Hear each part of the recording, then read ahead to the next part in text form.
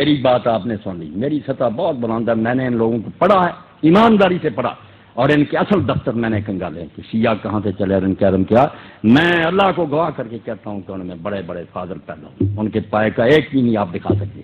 باقی صحابہ کو برا کہتے ہیں جو انہیں پتہ چلا، کہنا ہی ہے نا، جنہیں پتہ چلا کہ فاطمہ کو مارا حضرت عمر نے، ان کے بازو توڑا اور ان کے بچہ پیٹ سے گرایا، وہ کیوں نہ برا کرتے؟ اب یہ صحیح ہے یہ غلط، روتے رہے آپ، کتابوں میں لکھا، آپ کہیں گے اس کی سند ضعیف ہے، وہ کہتے ہیں کہ ہمیں ایک بار کتابوں میں راویوں نے میرے بھائیوں لکھ دیا سب کچھ، اب شیعہ اس سے جان نہیں چھڑا سکتے۔ وہ کہتے ہیں وہی عمر ہے جس نے حضور کو کاغذ قلم نہیں دیا۔ آپ نے آخر وقت کہا لاؤ میں تحریر لکھ دوں، نکالو، وہ کہتے ہیں اپنی بخاری 6 جگہ لکھا گیا۔ اللہ کے نبی نے آخر وقت کہا لاؤ سامان، میں ایسی چیز لکھوا دوں میرے بعد گمراہ نہ ہو۔ کس نے اٹھ کر کہا کہ ہم نہیں لکھوائیں؟ حضرت عمر نے کہا کہ قرآن کافی ہے، ہمیں نہیں حضور کی تحریر چاہیے۔ کہتے ہیں اس کو کہتے ہیں حضرت اللہ کے رسول کی وصیت نہیں لکھنے دی۔ اب بات ذرا نہ آپ کھلوائے، بس جو بات آپ کو سمجھا دی نا کہ ہر شخص بیچارہ پھنسا ہوا، وہ کچھ نہیں غریب کر سکتا، جو کسی نے پڑھ لیا اس کے دل میں بیٹھ گیا۔ یہ نہ کافر ہیں نہ بے دین ہے، رسول اللہ کے دیوانے ہیں۔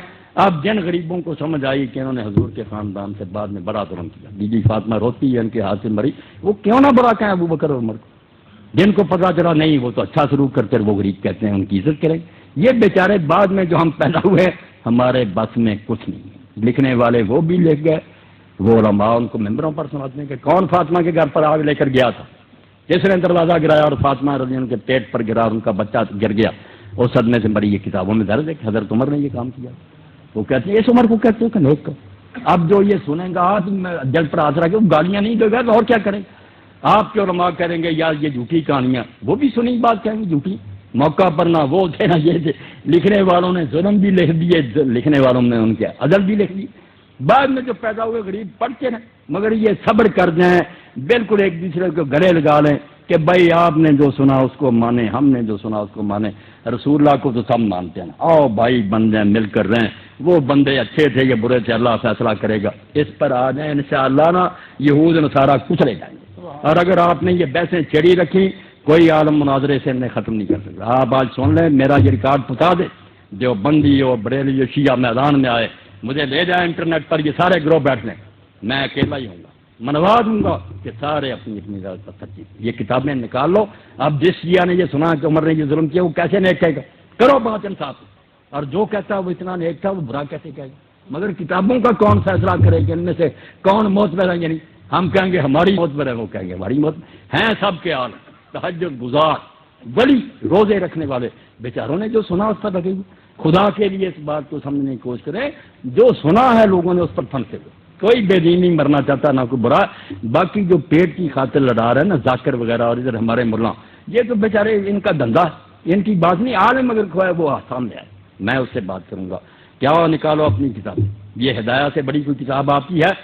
کیوں اس میں لکھا ہے کہ شیعوں کے ساتھ رشتہ داری جائز ہے؟ کیوں ان کے لکھا ہے کہ ان کے پیچھے نماز جائز؟ یہ شامی نکال لیں آپ، صاف لکھا کہ جو مفتی محمد شفیع رحمۃ اللہ علیہ جو بندی، یہ تقی عثمانی کے والد سے امداد المفتی یہ نکال، اس میں جب لوگوں نے پوچھا کہ شیعوں سے رشتہ داری، انہوں نے کہا جو گاڑیاں بھی دیتے ہیں حضرت ابوبکر عمر کو، ان کو کوئی کافر نہیں کہہ سکتا، اور لکھا کہ جو خلاصۃ الفقہاء میں لکھا کہ یہ کافر ہے، قول مخالف للاجماع، یہ خود مفتی محمد شفیع صاحب نے کہ بالکل ردی قول ہے، گالیاں دینے سے کوئی کافر نہیں ہوتا۔ ایک بےہودگی کہہ سکتے ہیں کافر کیسے ہوگا؟ کافر ہوگا کوئی کمبخت جب یہ کہہ دے گا کہ اب میں محمد رسول اللہ کو نبی نہیں مانتا۔ یہ کلمہ پڑھ کر اسلام میں آیا تھا، نہ ابو بکر کا کلمہ پڑھ کر آیا تھا، نہ علی کا آیا تھا، یہ بعد میں آئے، حضور کا کلمہ پڑھا تھا۔ جس کمبخت نے اس میں شک ظاہر کر لیا نا کہ اب مجھے یقین نہیں رہا، میں نہیں آپ کو نبی مانتا، کافر ہوگا، صرف وہ حرامی ہوگا، باقی کافر نہیں ہوگا جتنا چاہے مناظرہ کرے۔ کافر کیسے ہو گیا؟ وہ رسول اللہ کو نہیں مانتا، نبی رسول اللہ یا علی نبی ابو بکر نبی، یہ نبی نہیں ہے، نبی کی امتی، حضور کو ماننا دین ہے، آپ کو ماننے سے نہ ہٹ جائے، بس اس کو قابو رکھے، پھر کوئی بات نہیں، جو سنی ہے بات سنتے رہو، آپ خود ہی حساب اللہ کو دے دو گے، رسول اللہ کو نہ چھوڑ دینا، معاذ اللہ، اس سے نہ قدم پھسل جائیں۔